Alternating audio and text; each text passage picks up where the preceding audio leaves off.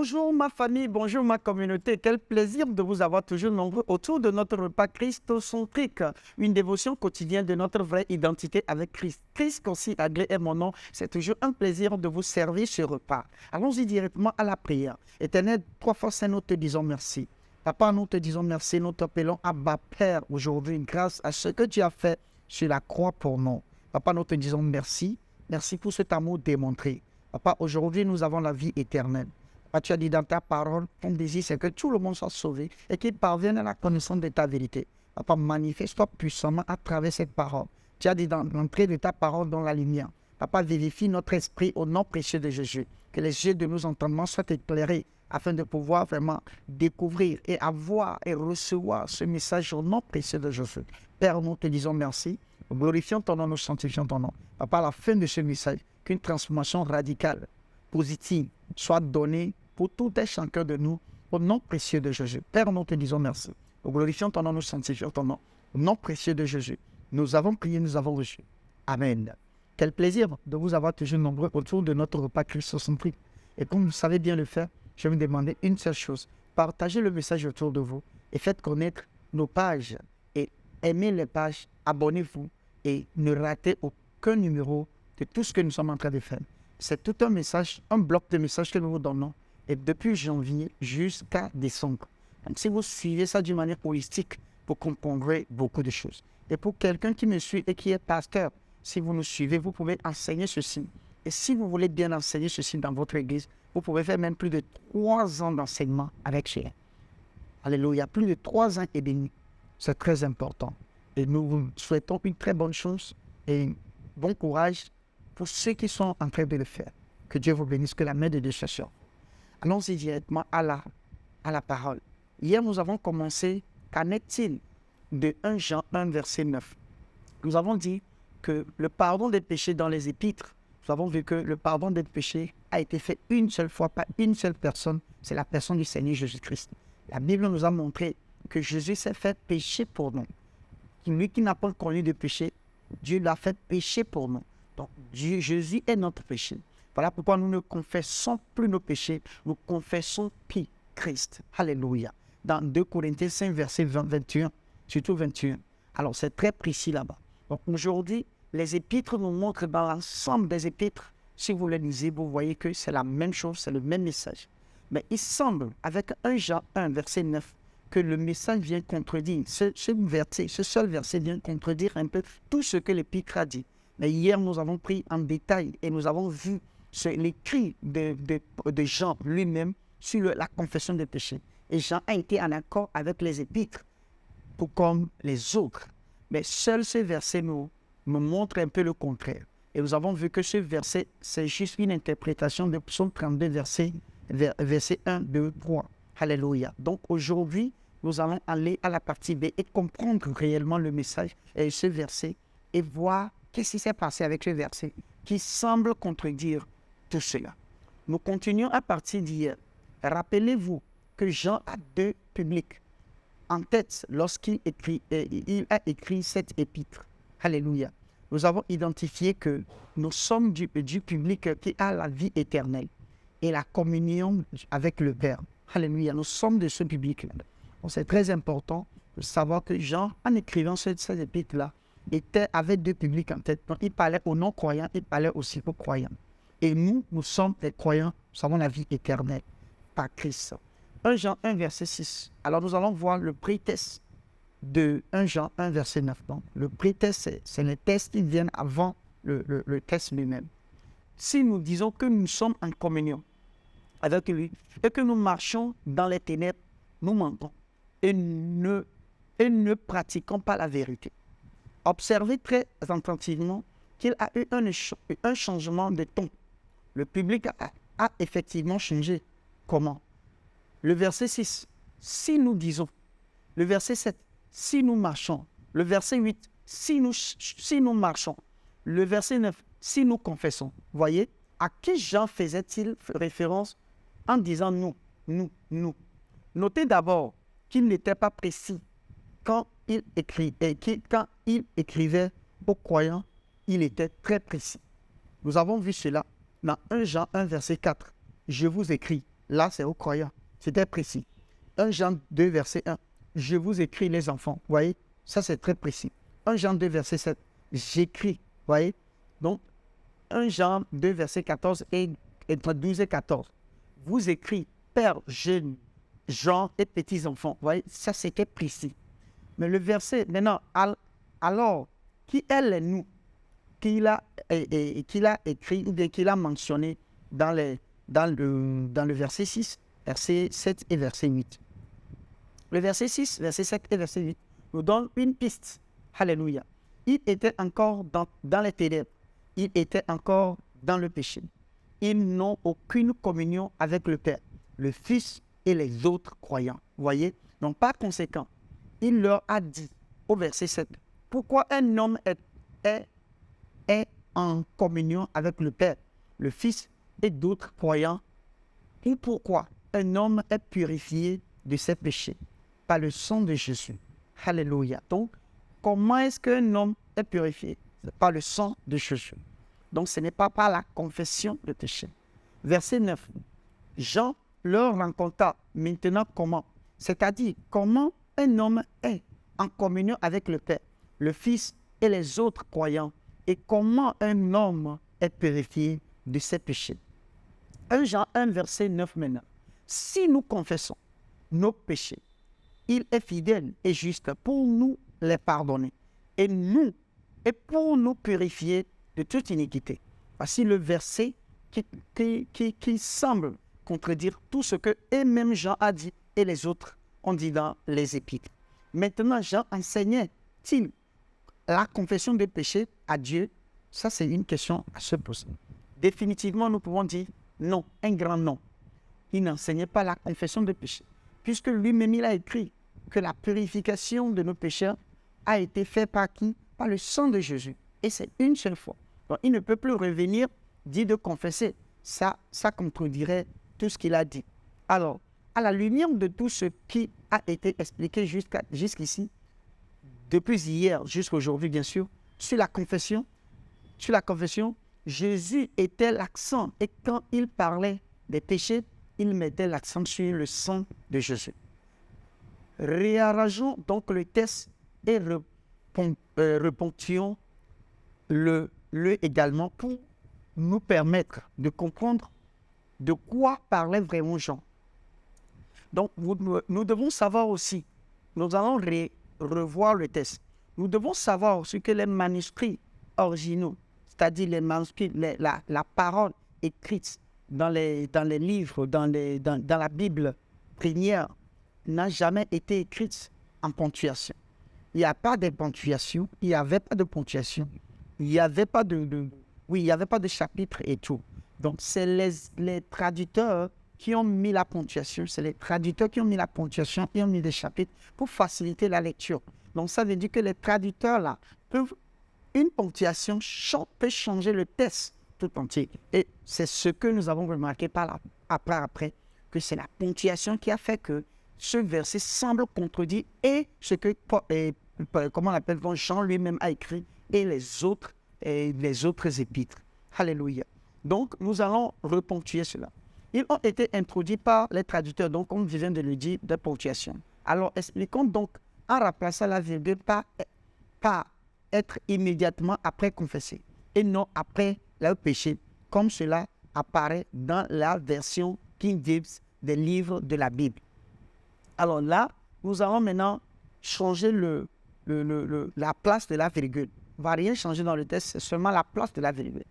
Alors, regardons. Si nous confessons nos péchés, virgule, il est fidèle et juste pour nous pardonner et nous purifier de toute iniquité. Que devrait-il donc confesser? Verset 7. Il devrait confesser ce que le sang de Jésus a fait, comme il a purifié l'homme et ses péchés.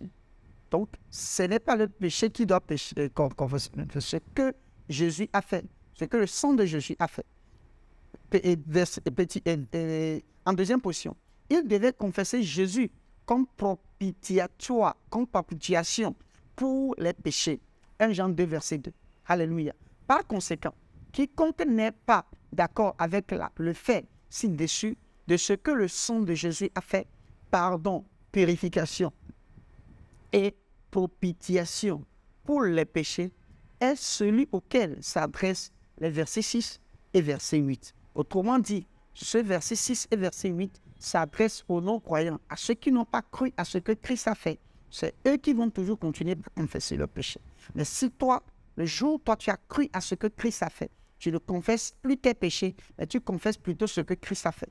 J'ai pour habitude d'expliquer ceci très simplement comme ça. Si vous devez à quelqu'un $1 million et que quelqu'un paye, la personne vous dérange, à un moment donné, quelqu'un vient payer cette dette-là. Et si la personne à qui vous devez revenez encore vous demander l'argent, la seule chose qu'il me devait dire, vous n'allez plus lui rappeler que vous avez fait chose, vous lui devez non. Vous allez plutôt lui rappeler que quelqu'un a déjà payé pour vous. C'est ce qui s'est passé. Donc, Jésus est venu par son sang, par sa propre vie. Il a payé pour nous sur la croix. Donc, si aujourd'hui, il a payé pour le péché, pour nos péchés, passé, présent, futur. Pourquoi nous disons que ça, il a payé pour nos péchés, passé, présent, futur? Parce qu'au moment où Jésus était là pour payer cela, vous n'étiez pas nés. Vos parents n'étaient pas nés. Vos arrière-parents n'étaient pas nés. Donc ça a été, vous étiez dans le futur de Jésus.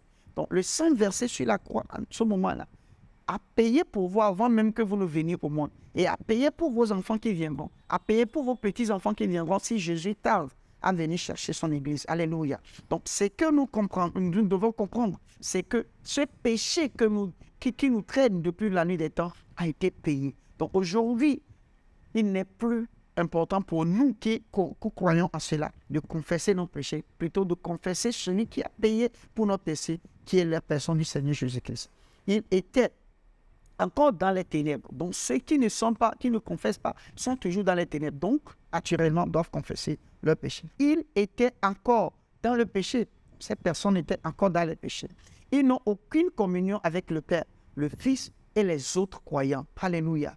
Donc, c'est à eux que s'adresse ce premier message. Plus tard, il va plus loin dans 1 Jean 2 et 1 Jean 4 pour les appeler antéchrist. Donc, vous voyez, donc toute personne qui ne croit pas à ce que Christ a fait, toute personne qui ne croit pas à la divinité de Christ est antichrist.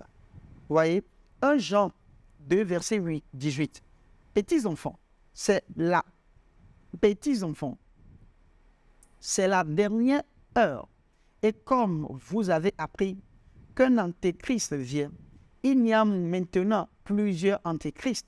Par là, nous connaissons que c'est la dernière heure. Verset 22. Qui est menteur, sinon celui qui nie que Jésus est le Christ? Celui-là est l'antéchrist, qui nie le Père et le Fils. Alléluia. Donc ça veut dire, quelqu'un qui nie le Père, quelqu'un qui nie le Fils, cette personne n'est jamais née de nouveau. Cette personne peut toujours confesser ses péchés. Alors, mais nous qui sommes nés de nouveau et qui croyons à ce que Christ a fait, nous ne confessons plus nos péchés, mais nous confessons plutôt ce que Christ a fait. Alléluia. 1 Jean 4, verset 3.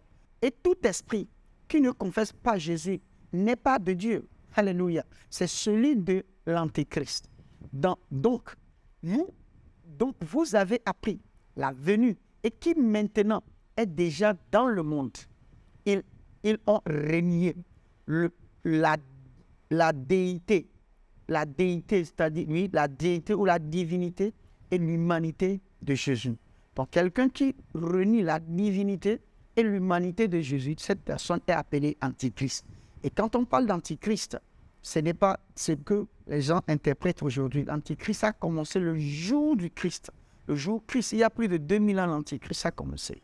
Non, l'antichrist, ce n'est pas quelque chose qui va venir, c'est déjà là depuis la nuit des temps.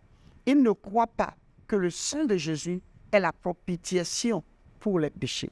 Alors, donc, ces personnes-là qui ne croient pas à ça, toujours continuez pas à confesser les péchés. Donc, si vous êtes dans une église et on vous dit de toujours confesser vos péchés, ça veut dire qu'on vous traite comme quelqu'un qui n'a jamais cru à ce que Christ a fait. Et ça, c'est très dangereux. C'est très, très dangereux pour vous. Parce que si vous croyez à ce que Christ a fait, vous n'allez plus vous engenouiller pour quelqu'un pour confesser vos péchés.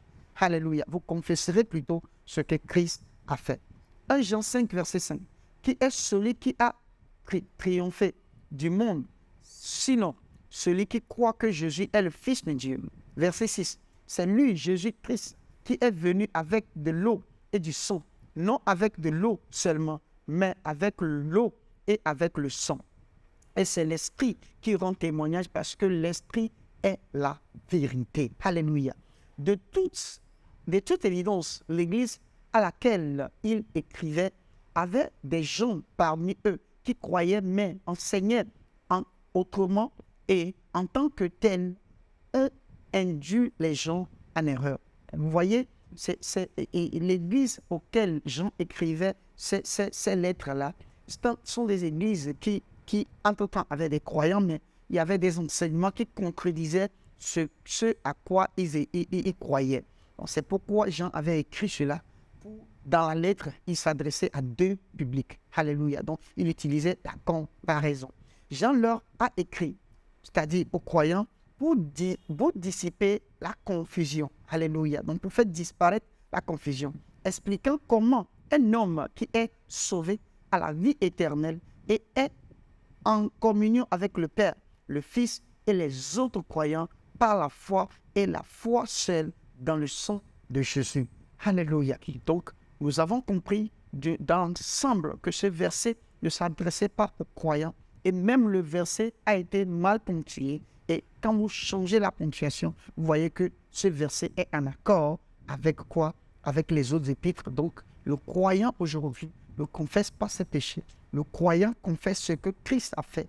Et là, ses péchés ont été pardonnés depuis 2000 ans. Donc, s'il confesse ce que Christ a fait, il est libéré. Alléluia. C'est un plaisir pour nous de connaître tout ça là. Et je prie pour vous que cette connaissance-là résonne en vous au nom précieux de Jésus. Parce que quand ça vient le moment de parler de confession des péchés, le seul verset que les gens utilisent pour dire que voici ce verset qui fait qu'aujourd'hui, bien que nous sommes nés de nouveau, mais il faut confesser nos péchés. C'est le seul verset-là. Et nous avons vu dans l'ensemble, hier et aujourd'hui, que ce verset-là a été mal ponctué. Et aujourd'hui aussi, nous avons vu que Jean écrivait aussi à deux publics. Et nous, à un public qui n'était pas né de nouveau et un public qui est né de nouveau. Et ceux qui sont nés de nouveau, Jean ne leur demande pas de confesser leurs péchés. Jean demande seulement de confesser ce que Christ a fait.